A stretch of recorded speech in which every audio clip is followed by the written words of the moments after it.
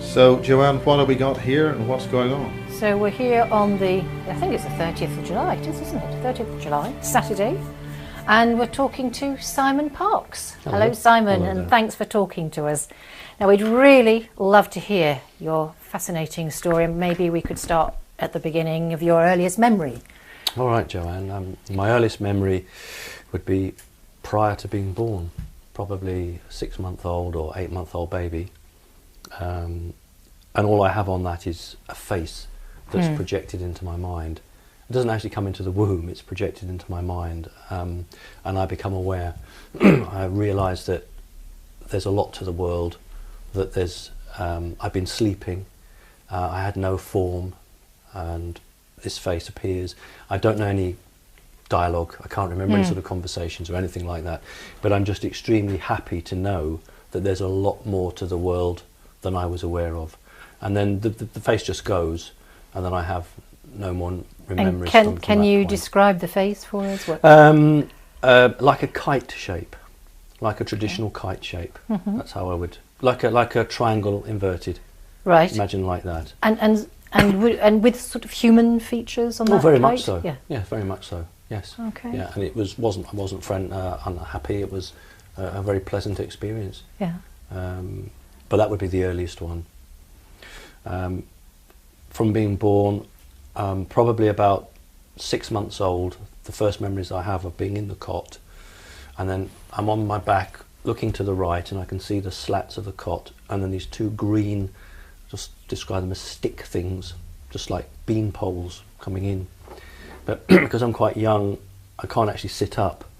But the next thing I'm aware is some movement above my head, and then I look, and then there are two hands coming down to get me, and they're green, only 4 fingers, and they're not like Mummy's hands, because Mummy's hands are pink and Mummy's got thumbs, they're 5. These are green, pointed, and there's 4 of them. And then they disappear. I'm picked up round the middle. Doesn't hurt, just very firmly gripped. And then as I lift, my head goes backwards, so I don't have any view of the creature at that point at all. I'm just lifted straight out of the cot, and then turned upwards, and my head then falls forward like that. It doesn't hurt me, and then I'm old enough to be able to lift my head up, and I'm looking straight into its face.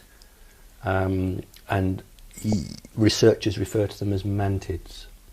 Ah, okay. So it's green, it's got very huge eyes, 2 tiny little holes for a nose, a very thin slit mouth, and it actually enters my mind through my eyes.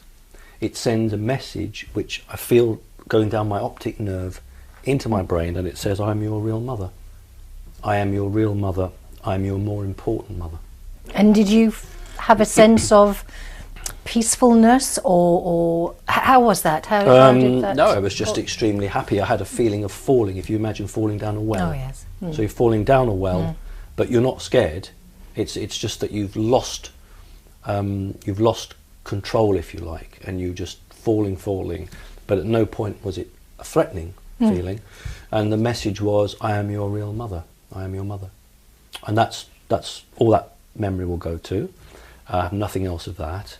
So that would be about 6 months old or 8 months old.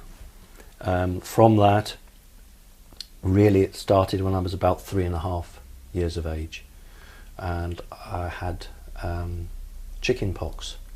And I know it's quite hard to say, but my mother actually said, well, I'm going to work now. I'm 3.5 years old, and she actually said, they will look after you. And she just went to work. She said, I'll be back at lunchtime to feed you, but they will look after you. So she went, and she just left me a little jug of water and a little glass of water. And I sort of... Sorry, is this actual fact? As a little 3.5-year-old, your mum... Yes. Your human mum went off to work. Yes, it's confusing, isn't it? Yes, my human mother. And left you where, in a chair, or? No, in bed, because I had chicken pox. Oh, yes, okay. I'm in bed, I've got chicken pox. She's dabbed the stuff on the little bits, the pox. She's done all that with a yellow drop a thing. And And what then she did- said to me, right, I'm off to work now and I'll be back at lunchtime to feed you. And, And they will look after you. What did she mean by they? Well, at that point, I had no idea what she meant, but Mum was quite happy for me to be left there, and at 3.5, I don't think you really realise what's going on, do you? And did they turn up? Or? Well, I had a sleep, and then I was woken up. My name was called, and there was a guy who looked to me like a waiter in the room. He had a tray in his right hand with a glass, what looked like water, and over his left arm he had like a tea towel. So he struck me as a waiter, and I said, "Who are you?" And he said, "I'm your doctor," which is odd because it didn't look like a doctor. It looked like a waiter, but he said, I'm the doctor. And I said, "Oh, I'm alone." And he said, "No, you're not. I'm here to look after you. Drink this. This will cure." It doesn't say your chicken pox, it says your viral infection. So I drink that, and then I go to sleep, and then I'm woken up again. And there are two green beings which look like my other mum, but they don't have a purple cloak on. Should have mentioned the other one had a purple robe on. Have you a sort of sense of how large or the size of these Well, not at the beings? time. I have No. since then, because I've had so many experiences with them. What I call the doctors are about 8 feet tall. The one I call my my real mother, or my other mother, or my more important mother, is about 9 foot tall. But the doctors are about 8 foot tall. But they vary, just like humans vary. They vary in height. So they're naked. They don't have any robing on or any clothes at all. And the two of them are there. And I say to them, "Who are you?" And they say, "We've come to make you better." So I say, "Oh, are you going to my chicken pox away?" And they say, "No, that's already been done. We've come to make you better." So I said, "Well, does Mummy know you're here?" "No, I don't mean my mother that's walked out the door. I mean the other mother." And they say, "Yes, your mother has sent us." I said, "Your mother has given this message for you, which is my little Adam with his back against the tree." So I know that is that mother, because no other mother would know that message for me. Because what had happened in between that time is that I've had this message come through my mind about Adam with his back against the tree. And I remember the little boy, I pushed my back against the pillow and pretended it was the tree. And what happens is that they want to put something into my hand. And they show me, it's like a marble. It's not made of glass. And inside is a tiny speck. And they show it to me and they say, "We want to put this into your hand. Do you give us permission?" And my fear, because it's so huge. And at 3.5? Yes, it's like a marble, and they must pick up on that, because they say straight away, no, that's the encasing, what's inside. And there's a tiny little black speck inside. And they said, "That's what we want to put into your hand." And I say, "Does Mummy want that into my hand?"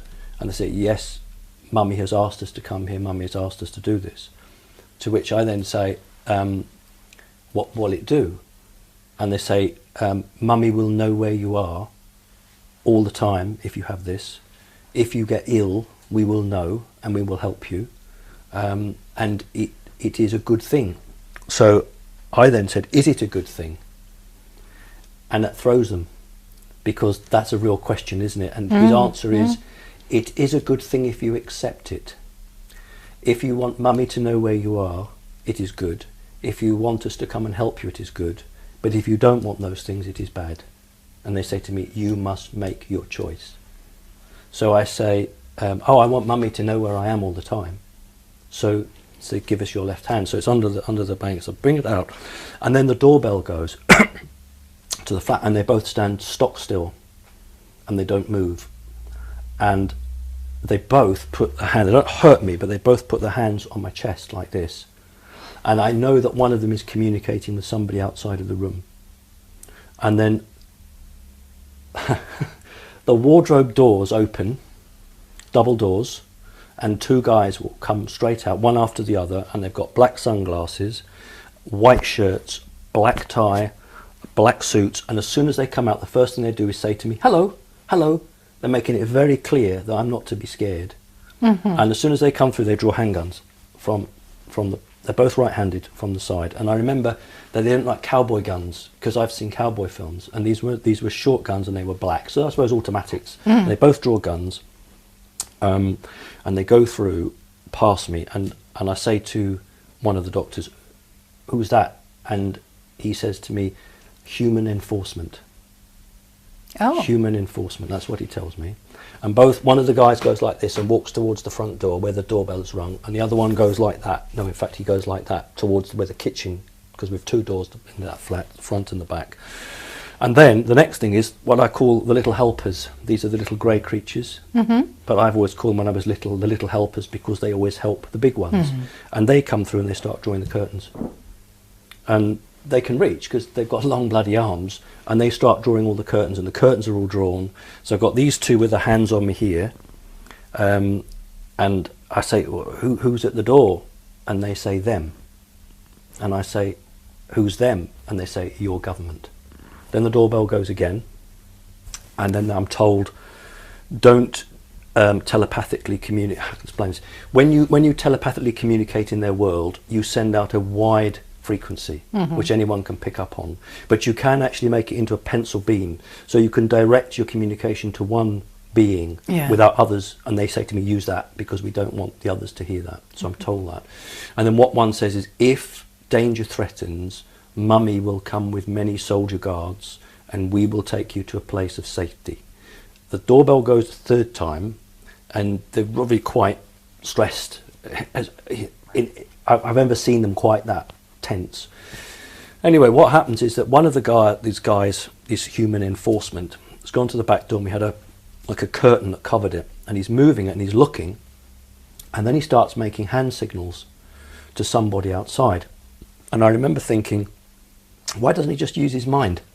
Why is he doing physical hand signals? And I think, oh, he's a human, so he can't. And then he's moving the curtain more and more, and then I get to see what's out there, and it's person that's dressed like him, but his face is, all the skin is all sucked in, so I'll do it. All his skin's all drawn in, and his body, it's like someone stuffed him full of straw. It's just like he's like all lumpy, and he's not walking properly. He doesn't walk quickly. He's walking really slowly like this, but clearly he's an ally of this guy behind there, because they're making signals.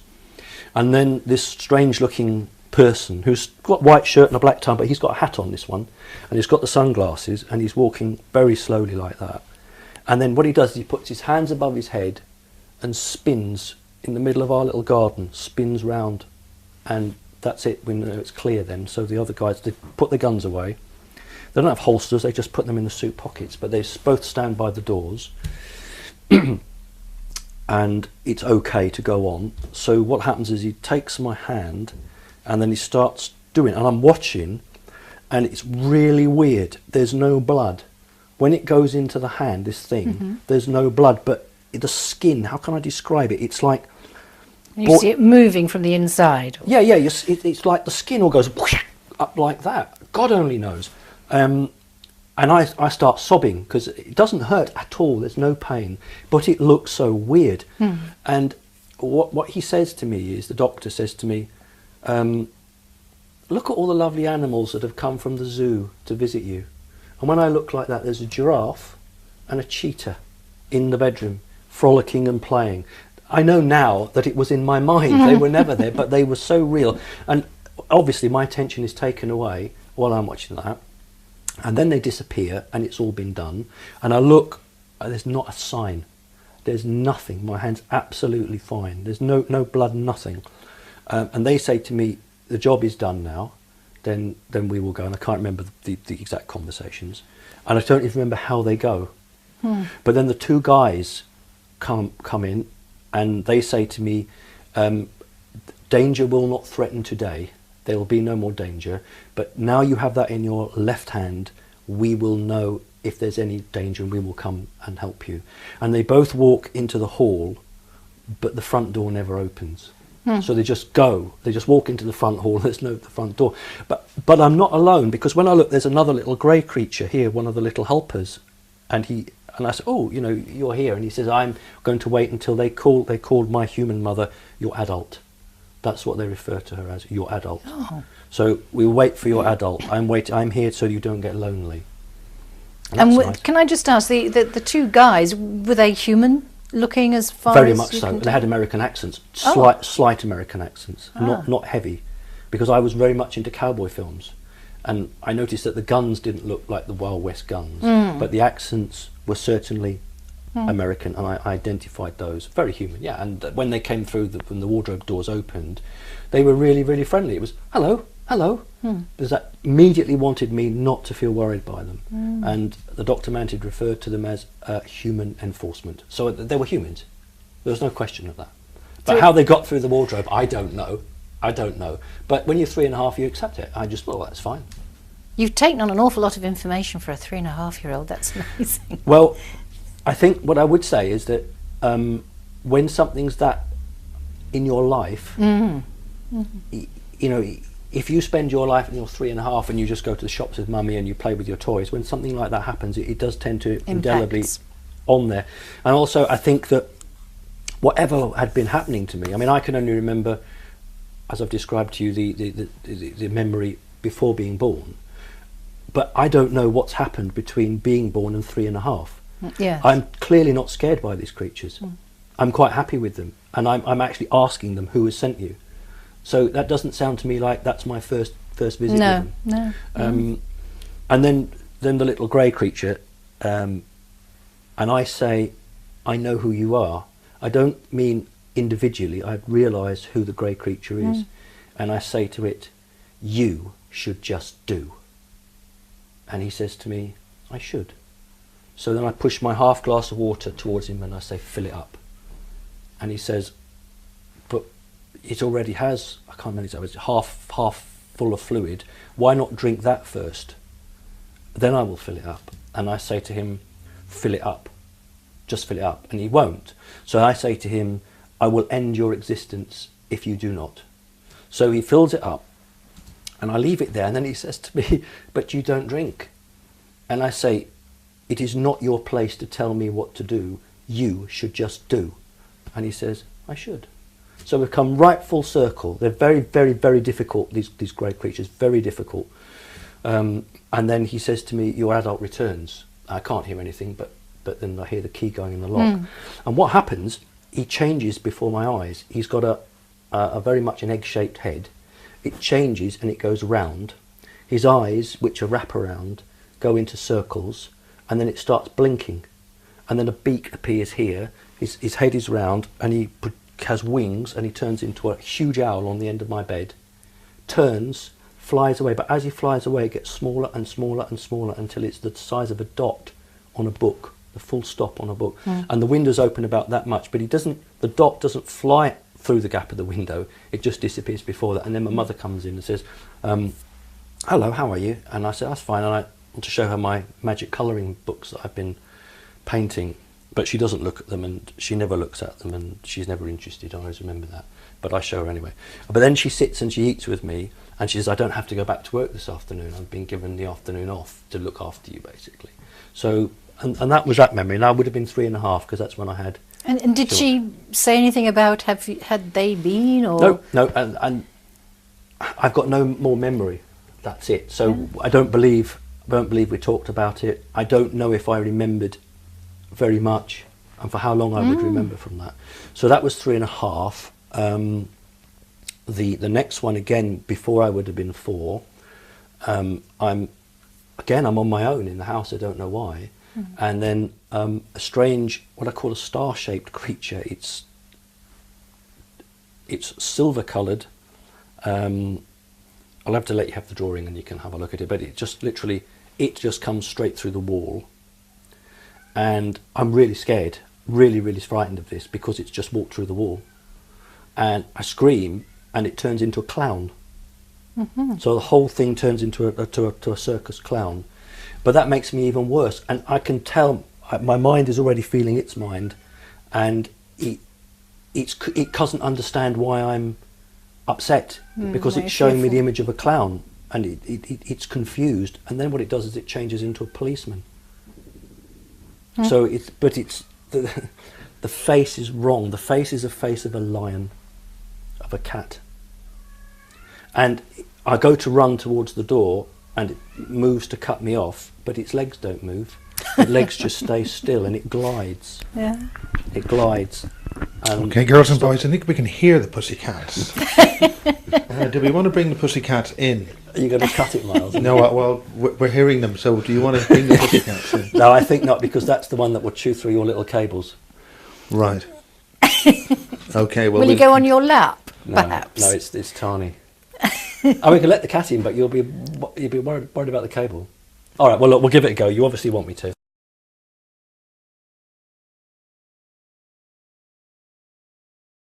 So what we've got here, Simon's created a memory book, which is really interesting because it's quite extensive. So, and this is from the very beginning. This is from the first memories, and this is what we've got. So this is the kite face. Yes. That's coming through there. I don't know whether we can see that. All right. Hold it to this one. Okay, so that's the very first Yeah. memory with the kite face, and these are That's the legs.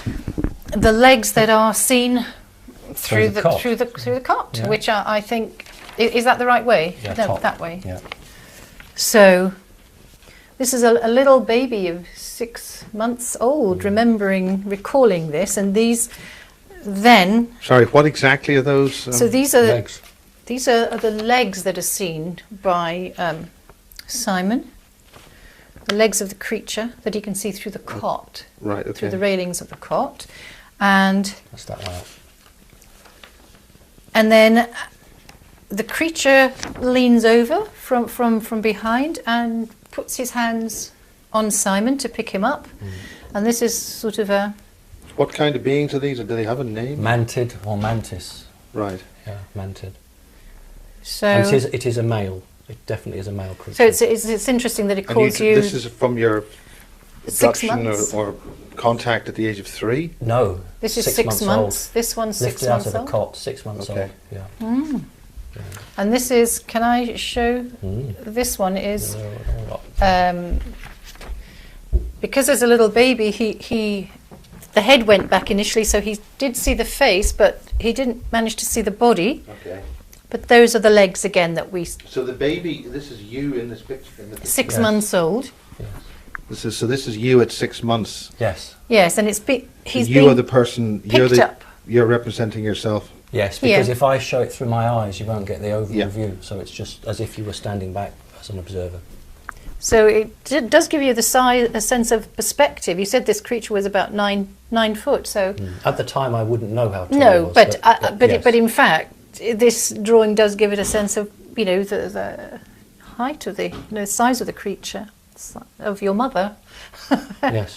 Hello, Mum. Oh, Yes. lovely. So it's very confusing because, when you refer to your mother or your mum, they're interchangeable. Yes. Because it's very hard because when you're very young, I was confused as to who is my mother? Yes. Who is my mother? And then later on, if I was in company, I would refer to her as mummy or mum because I'm in company. I'm expected to do that. Mm-hmm. But if I was on my own with her, I just referred to her as my adult, and she seemed quite happy with that. I mean, it sounds to me like the adult mum must have had some knowledge and experience herself to. She never admitted it, but the more I look at it, thank you. The more I look at it, the more I think about it. I think there must have been because anybody else would have just gone out of their wits. It's not sort of normal behaviour, is it? Not really.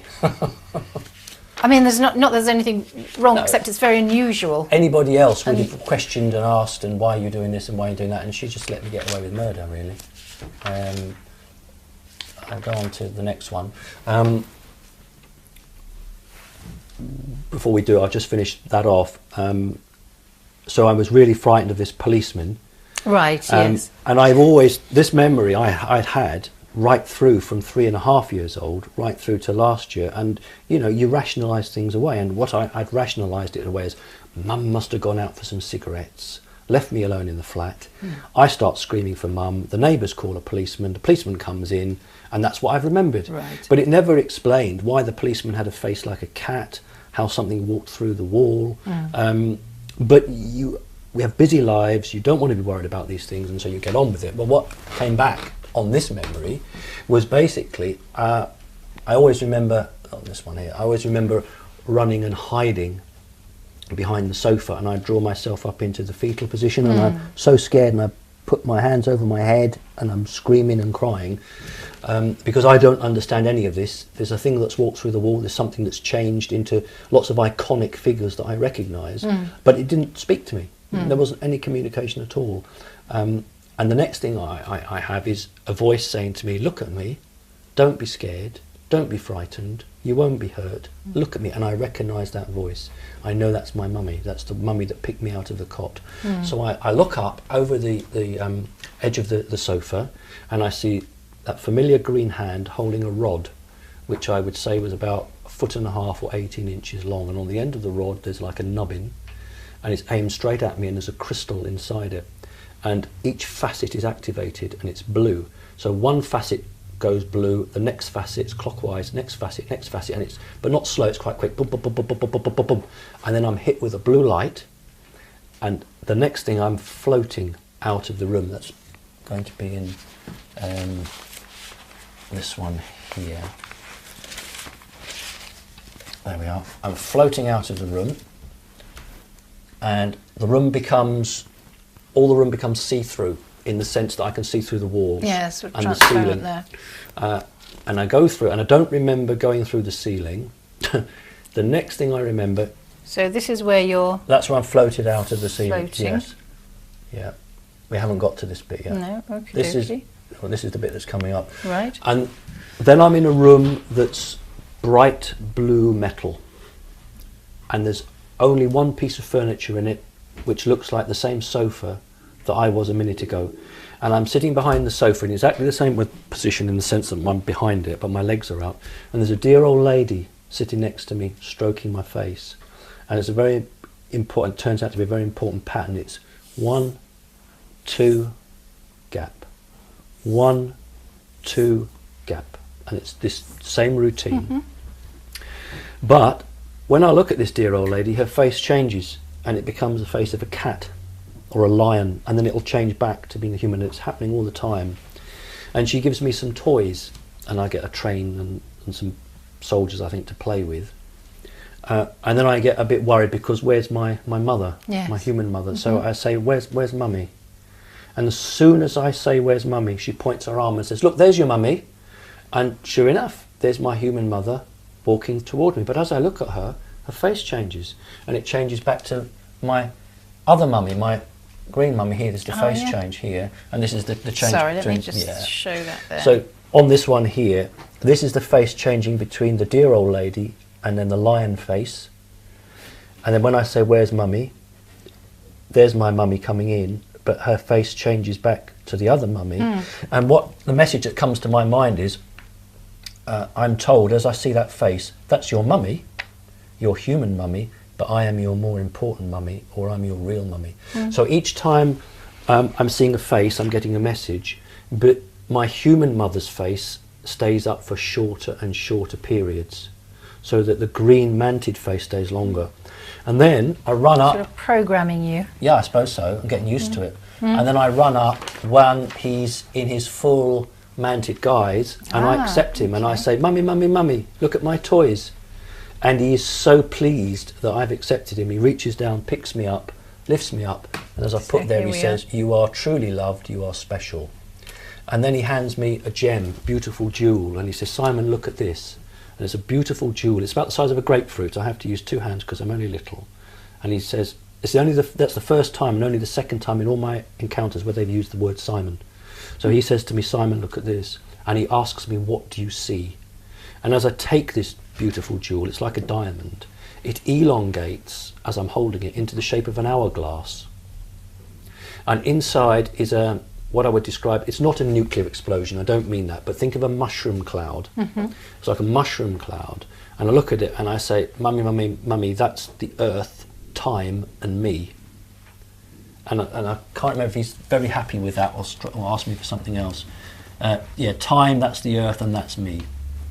So he's quite pleased with that. And then we go on a journey. So that's that bit. Yeah. which is right at the bottom. Okay. Yeah, so I've obviously passed whatever test that was.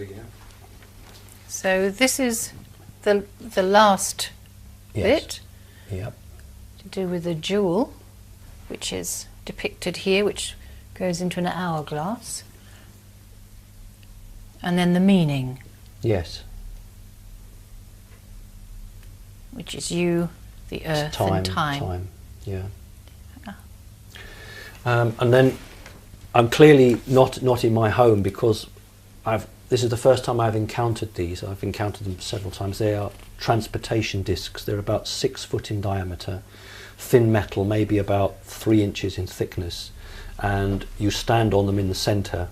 And then I can't make them fly, but they can make them fly with their mind. There's no engines, they just literally levitate and go along. And so we're travelling on that, and I'm very scared, and I hide myself into his cloak, and he puts his arms around me, because I don't like that. I hide in Mum's cloak, and above the ceiling is metal with ribs. It reminds me of a mine shaft. So as we're going along, there appear to be these metal ribs in the roof. So this is on the craft? No, it's a flight. It's a small transportation disc. Oh right, so you're not. Are you inside something? No. You're just on it. Imagine a frisbee. Yes, you're. Yes, stand so on a frisbee and it just goes. Okay. But they fly it with their minds. Yeah. And the next thing, there's obviously lots of gaps here, but I'm put on a table. I don't mean I'm put on it. I sit at like a kitchen table, and I'm given a paintbrush, a little jam jar with water in it, and a set of paints. And around the table there are lots of other creatures, but whenever I look at their face, all I see is a blob and 2 beady eyes. I can't take in the faces. Must be so horrible. So they're just blobs, but his face is fine. I can see his face, and he asked me paint a picture. So I paint a picture, and I use just 2 colours, blue and green, and I paint 2 rolling hills and a tree. And I don't colour in the bark of the tree trunk, and I just do the green tree. So, and then Mummy says, "What's missing?" And I say, "Me." So just, do you want to put yourself in? So, no, I haven't arrived yet, so that's fine. I've done that. And then he gives me some food, and there's a plate of fruit, and it's banana, apple, and what was the other one? Banana, apple, and orange, I think, or something. And I say, "I like apple," and I reach the apple, but I don't know the words for crisp and crunchy. But he's in my mind, and he says the words for me. He says, "Yes, I know you like apple because it's crunchy." So this is at the table. It's a bit small drawings there. These are the blobby faces which I couldn't process. How old are you? 3.5. So you're still 3.5. A lot happened around the 3.5 mark. Quite a lot.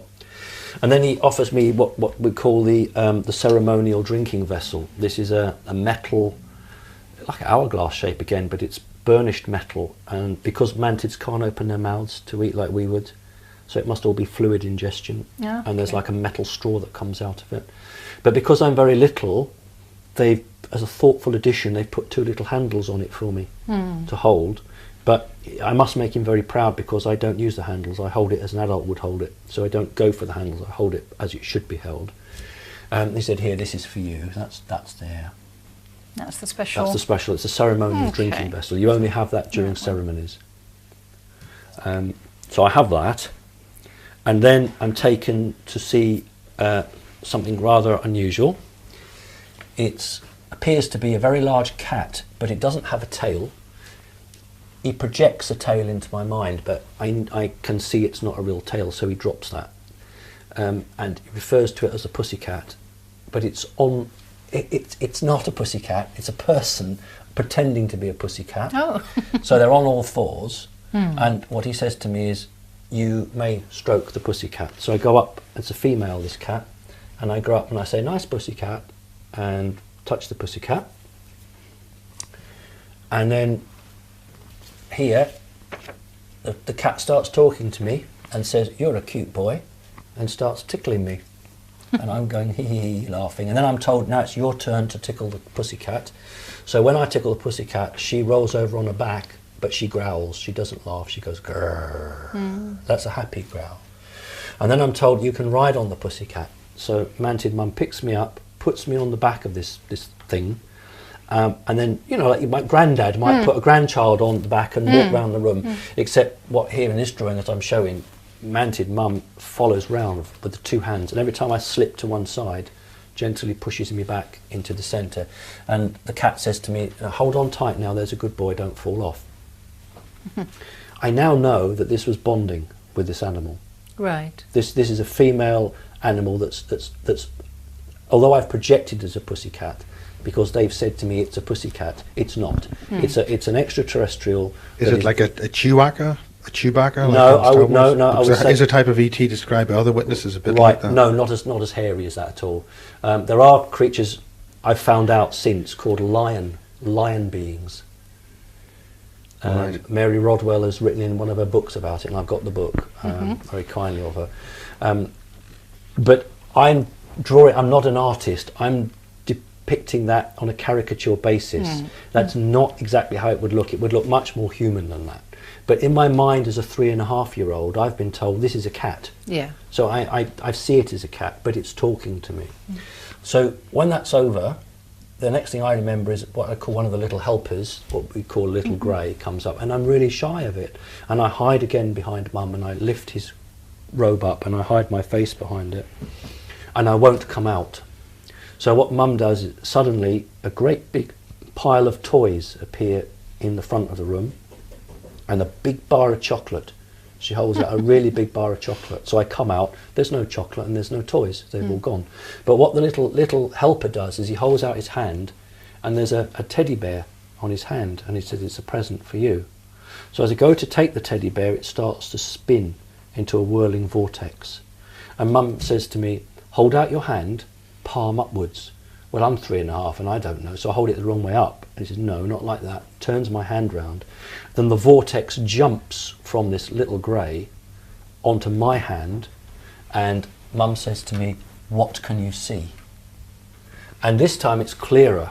There's definitely a tree, So and there's that's me. the vortex. Yeah, and there's the tree and me. I say, look, Mummy, the earth and me.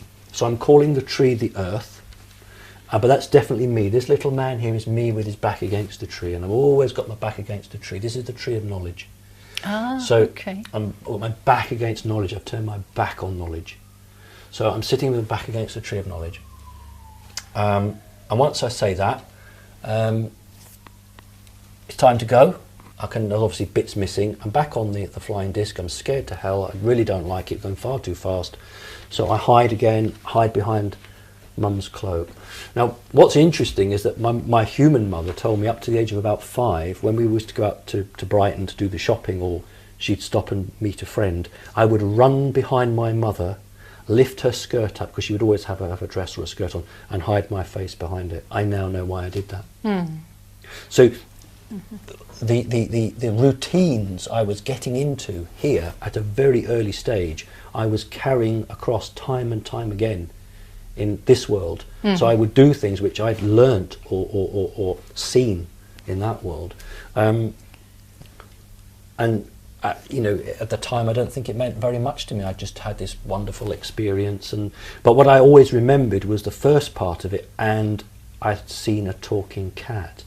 And that in later life, when I was at primary school, was a problem. I had to see a psychologist because I'll talk about it later, but how can you have a talking cat? But I was absolutely adamant in my mind that I had spent time with an animal that looked like a cat that could talk to me.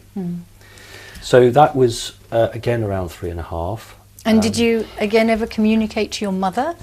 No, I've no recollection of that at all. No, not at all. I mean, you know, you'd think that if Mum had gone out for cigarettes and a policeman had been called, there would be some sort of investigation or something, and I have no memory of any of that at all. And as a kiddywink, you know, being scared about flying on the disc, the speed of it, you wouldn't have said anything to your adult mum in any way, or about I really don't know how much of that I would have remembered. Yeah. I really don't know how much of that. But today I can't go on an airplane. I'm absolutely terrified of heights. Oh, really? I can't fly. I can't even go high up. Can't go on a ladder. Terrified of heights, and I'm sure that's got a lot to do with it. So that would be 3.5. Then I think there was a bit of a gap, and the next would be about 5 years old. And this is when I'd started primary school, but my education took a dip, because this is my first experience of what's called a shadow being. This creature, the memory I've got clearly is not the first memory because I'm not at all frightened of it. I'm in the bedroom and it appears through the window. It's just outside of the window, but I've been taught to signal to it. So when it's okay to come in, I hold my arms out like this, and it then replicates that. We are bonded to work together. It will only work with me. That's what I knew. So it had to make sure that I was the right one to work with. So it's humanoid shape, No, is it? I mean, it? arms, legs, and a Oh, sort of head most of them kind are. of look. Oh, we seem to push that back. Oh, Doesn't matter. That's you too strong. Oh, is it? There, I broked it. broke it. So, That's me. and you haven't mentioned the shadow being before. So this is your first sort of This memory is my of first, it. To be sure, this is a shadow being. It might be that the star creature earlier might have been a shadow being, but this one, I've always called it my smoke man. I've only called it a shadow being over the last year when Winston Keech. Yeah, we're talking about the Montauk Project, shadow beings, and the shadow beings being seen at the crop circles. Right, And that's we're the referring now to Winston Keech, who took video of that. That's it. So here it's got, this is like smoke. That's why I called it my smoke man. But it doesn't, the smoke doesn't rise up. It just sort of goes here and then just vanishes, but it's continually being fed. And there are just two little marks for eyes. And once I've given this signal here with the arms out by my side, it comes through the window. And then the second part of this is a recognition protocol. I must put my hands like this. It does the same, and we are now bonded to work. So we've agreed who we are. We're going to work together. And do you know if this being? Do you know anything about its where it came from? No. No. To do with mum? No. Extraterrestrial mum? No. No. No. These are totally different. These creatures. They don't have any. Totally devoid of emotion, but they're very psychically powered. So what sort of communication have you had with these shadow beings? Do they recognise you, see you? In what way do you communicate apart from the arm signals? How do you mean? Do you have any empathic communication with them? Do you know what you've got to what communicate are they? telepathically. You can't speak with your mouth. But what are they? God knows. God knows. All I know is that they're energy beings that they're not like a living creature. That's all I can tell you. They're not like a living creature. They could be something that is created by an even more powerful creature. Like a projection. Yes, it could well be, because they're not like us. They don't have a cardiovascular system or anything like that. What makes you say that? How do you? Well, because I put my arm through it. Right. So you could just put your arm through them. There may be also a stepped down version through the dimensions, of a more substantial being, and this is how they can project through. I mean, who knows? I suppose I really don't know. I mean, when you're that age, 5 years of age, you've got to remember that when you're either in their world or when they're with you, we won't have time to do it, but they go into your mind, and progressively, depending on what they need to do, they can actually take control of your mind. What I mean by that is, where I've been with the mantids, they'll just dumb me down to the point where I'm not frightened. Yeah. But that's it. It's a very gentle control. Other creatures will try and take all of it, and I had one instance where I got really peed off because this creature was too much in my head, and I actually turned my back on it. Yeah. But back to this one. So he said to me, "I've come to make you better. I've come to make your mind better." And I say, "Am I sick?" He says, "No, not make you better in terms of being sick. Make you better in terms of making you better." Well, that doesn't mean anything, but that's what he said. And what happens is that he says, "Copy me," and he'll put his arm up to a position. Imagine you're looking at the face of a clock, 3 o'clock, 4 o'clock, and I had to do the same. When I'd done that, he'd then put his arm down and put his other arm out to another position, and then I had to copy that. And he got faster and faster and faster. So his arms are going all these different positions like this, and then I'm having to match him. And then over several visits, because this isn't just one, over several visits, what was happening was that I was catching him up to the point that I was at the same time of him. So as he's moving his arms, I'm at the same time. And then what he did is put his arms down, but I had to still move my hands to the positions in his mind he was sending his hands to. So following that, but that wasn't it. Then after a couple more visits of that, this is very difficult to get your head around, he would do we call the arm game. That's what he called it, the arm game. We're going to play the arm game. So we do the arm game, and then he would put his arms down, think where his arms were, and then he stopped thinking where his arms were. I had to put my arms to the positions that he would have put his arms if he was still moving his arms. It reminds me of martial arts training. I don't know. But he wasn't thinking anymore where his arms would be. I had to just put my arms where they would have been had he been moving them, or had he even thought of it. Yeah. This seems very familiar to John Irwin and his training in British military intelligence in the 1950s, learning how to react super fast, and he called it the machine. That his reactions were so fast. Right. So it seems there was a connection there. Well, that's it. That's fascinating. It does sound like martial arts training to me as well, like a very high level of martial arts training. I thought it was about trying to learn the future, trying to predict where things would be. It may be, and even the higher levels of martial arts training, which I'm not I've aware of to some degree, but don't know the whole. But that was it. Once I'd mastered that, I'd done my job. He'd done his job rather. That was it, finished. But so maybe it was like some programming had already been implemented for God use knows. at whatever I have time. no idea, but what I do know is that while that was going on, my academic studies were going down the pan, and at the age of 5 or 6, they were so worried at school that I was assessed, and I was given a reading age of 3, a maths age of 2, but a spoken vocabulary of 13. And they said they couldn't understand, so they got a psychologist in, and I had several psychologists in my time at school, and what I got was one-to-one teaching for English every day for an hour. My grandfather paid for a private teacher to come to the house every Sunday to teach me, and I even went to private school for a year but once this stopped, it all just came back again. So I guess is whatever was going on here was taking me so much away from what I call the physical world. It's development of certain parts of your brain. But when that started, it probably lasted for 6 months. Right. I would say, and then after that, then I just sort of all caught back up again.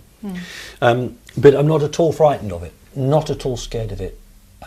It didn't bother me at all. I mean, obviously, the last year or so, I've read about shadow beings, and I have had an experience with a shadow being a while back now. But that's the arm game. Doesn't matter if we put this back. There's just a drawing of me doing the arms and following him through. That's just a Tweety Pie owl. That's fairly commonplace. That's Father Christmas came to visit me. That's fairly commonplace. That's another shadow being. This one is worth talking about. In my front room, then the shadow being arrives, and there's a big globe. It's probably about like a beach ball, a big beach ball, and it levitates off the ground, and I have to put my hands on it, like I've done there. And there's the tree again. It's smoke, and the smoke flows inside, but forms a tree. That's the roots, and that's the branch, and that's the head of the tree. And I just stand there, and I'm doing that. I don't know any more than that, but there's a bigger drawing there of the tree. And then he wants to educate me, because I say to him when he arrives, "Who are you?" And he says, "I'm your teacher. I have been sent to you." So he's my teacher, and I just accept him as my teacher. He looks a little bit more substantial in this drawing. He most definitely has got a hood on. He's definitely got a cloak. But the face again is exactly the same. It's just nothingness with just 2 eyes. Yeah. But this time he's got a black cloak. But again, I don't believe there's any body behind that. But there is defined form there now. Oh, most definitely. Yes. Yeah. But if he's wearing a cloak, that makes him physical. I've never even thought about it. It's just how he appeared to me, with his cloak up. And again, he's not threatening. He's quite open with me, and I will relate, because this is one of the first times I get any insight into what the hell it's all about. That's just a more detailed. That's the inside the globe. It looks like some intestines, actually, with Oh, thank you. with a brain. No, this is the tree. This is the foliage. That's the trunk, and that's the roots. And it's very much like the crystal that I was given when I was 3.5. So you're generating this using your thoughts? No, I don't think so. I think he's putting that into that sphere. What do you have a sense of what it means? What you're At that doing? age, no, I don't. All I know is that's the earth. But I'm not in that. That's Right. just the earth. Yeah. Now I know what it means, but back then I didn't know what it meant. Yeah, because this is all a crumb trail. They've been dropping me for years. Yes. To why the hell they couldn't just say to me, here you are, here's the story in one go. Maybe I wouldn't have been able to cope with it. But this is the crumb trail, and this is the first substantial crumb. The next bit will make it much more interesting in the sense of understanding. So just the eyes appear, then I say, who are you? I'm your teacher, I'm sent to you. But this time when he holds his hands up, he has like an electric arc running from one hand to the other, like an electric charge. And I put my hands up and he passes this charge across to me. And I take the charge in my hands. He passes it across. I don't know what that's about. And then a book. Holding power. Oh, God knows. And then a book appears. The arc. Yep. Holding the Yeah, arc. it's passed holding it the power. across. There again. Yeah. And then a book appears, and then you're going to find out why I have so many cats now. And it's not a real book, it's like a holographic book. It's about 3 foot in size, and it just hovers. Is this the right one? Yeah, it starts there actually. Oh, okay, okay. Yeah, so the end of that one there. And on the book, on one side of it, there is a snake, and on the other side is a cat. And he says to me, both the cat and the snake share the same eyes. Then the book picture changes, and the snake is going hiss, and the cat's got its claws up and hissing, and he says both the cat and the snake share the same hiss. Then the picture changes and it shows the snake with its mouth open, sensing the air, and the cat with its mouth open. I haven't done all the drawings. No, sensing the air. And he says to me, both the cat and the reptile can sense with their mouth. Then there's a reptile and what we call the third eye in a cat, the extra skin layer. And he says both the cat and the reptile share the same eye. And he says to me, there is much reptile in you, and there is much reptile in those around you. And what I led to believe was that these animals, cats, have been genetically altered, not just as we have, but they have, and of all the mammals on the earth, they have got the most reptilian in them. And when you ask a vet, why has a cat got an eye with a slit, you know? Yes. And there's no other mammal that has an eye like that. There is no other animal. And Yes, I people will hadn't say, thought. well, a cat has an eye like that to help it hunt. Well, no, because cats are corporeal. They'll hunt at dawn and dusk. And an owl hunts at dawn. It doesn't have. It has an eye, like a pupil like we have. So he says to me, he uses the word them.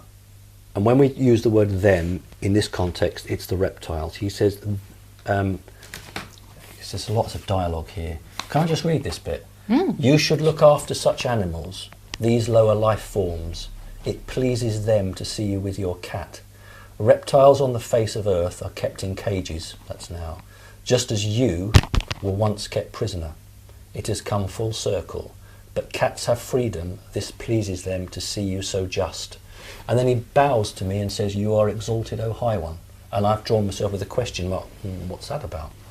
And he bows down to me and then he says, you should never be scared of us, never be frightened of us. We are all equal, but you command a high position. So what he's saying to me is there's lots of reptile in you, and there's lots of reptile in the cats, and reptiles are kept in cages now and they don't like that. But you don't keep your cats in cages, and that pleases them, and we like to see you with your cat. And you should look after these lower life forms. And that's why I've got so many cats, because I'm acting on a suggestion from them. And then he shows me another picture, which is a tree and a little man. And I say, I know what that is, that's me and the tree. And then, Let's have a look at that one. and then Eve appears. I don't know it's Eve at the moment, it's just a female walks up. And Eve says to me, eat and take in the knowledge, open your eyes, then you will know what I know and see what I see. So I take it and I say, I eat the apple and I say, we are not what we were told. And then the Lord appears, and I know this isn't going to, some of it's like the Bible, but some of it is not. He's a reptile, there's absolutely no question about that, he's got a hood on. And I say to him, you're not like us, you're horrible. You're not our father, because he's told us that he is our father. You're not our father, you wish to enslave us and keep us prisoner. And he says, who has shown you such wisdom? Leave the safety of this land, take all your kind with you. I wish you'd never been made. And Eve says, we reject you. What I will say is that there are, at this time in Earth's history, there are a number of safe havens dotted around the Earth. The Earth's not, it's not uninhabitable, but it's barren and it's not safe. So there are a number of safe havens, and in one safe haven is the Garden of Eden.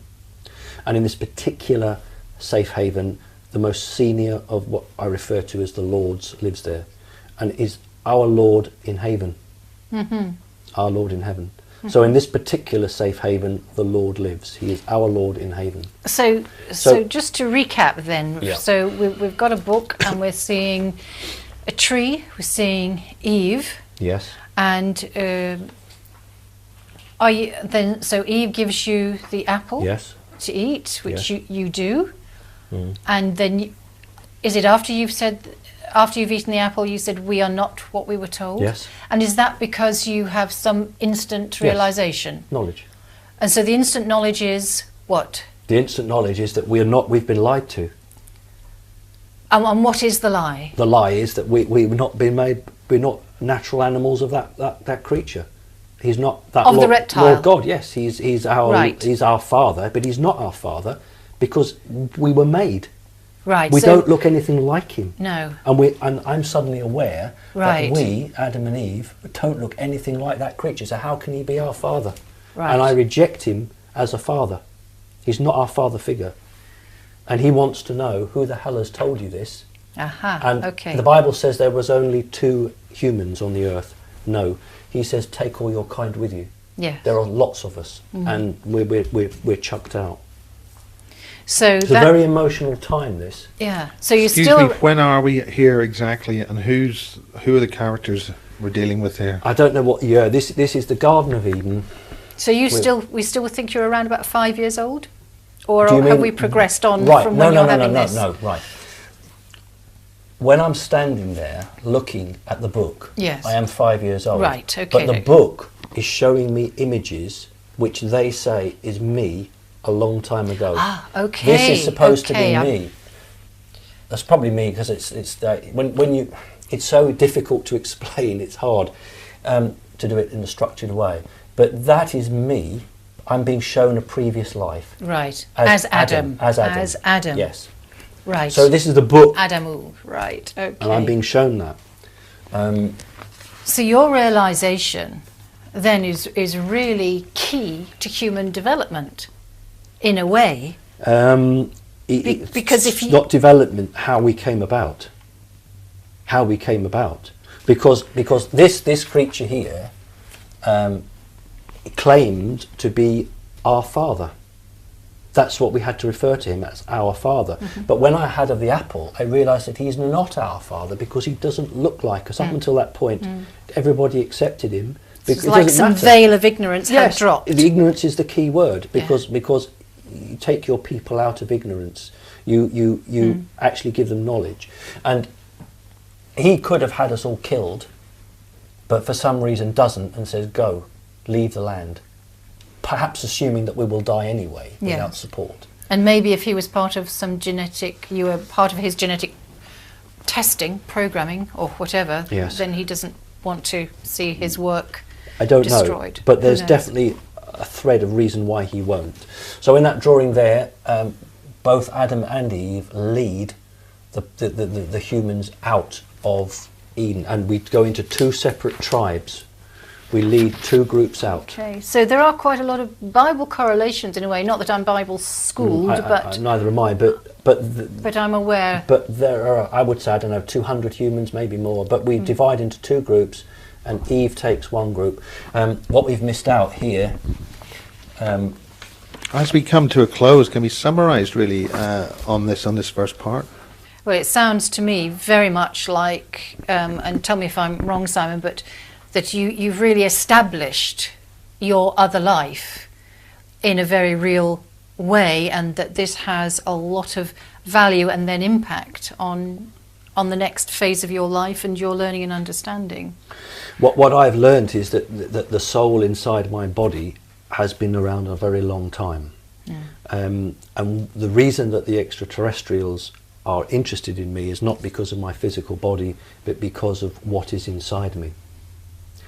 Soul. Yes, because if I'm only telling you what I've seen, I mean, they could be lying to me. This could all be a complete lie and a trick, and it's also my interpretation on it.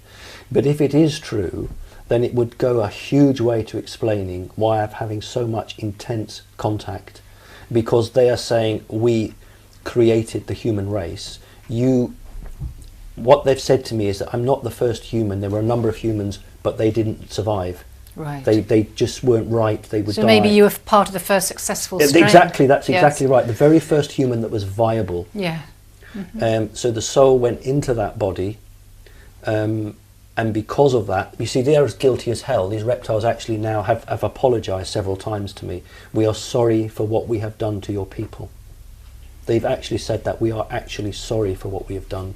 Well, maybe in the next part Yes. we can describe that in greater detail. Simon Parkes, on behalf of AMMACH, which is the Anomalous Mind Management and Abductee Contactee Helpline resource, which is relatively new in 2011 in the UK, and we are here to give people a voice. We're here to allow people to speak in an empathetic environment and to hear their stories and to put them out there. Because we think it's important, and we think that these people who have all these contacts are certainly adding to the picture as a whole. See you next section.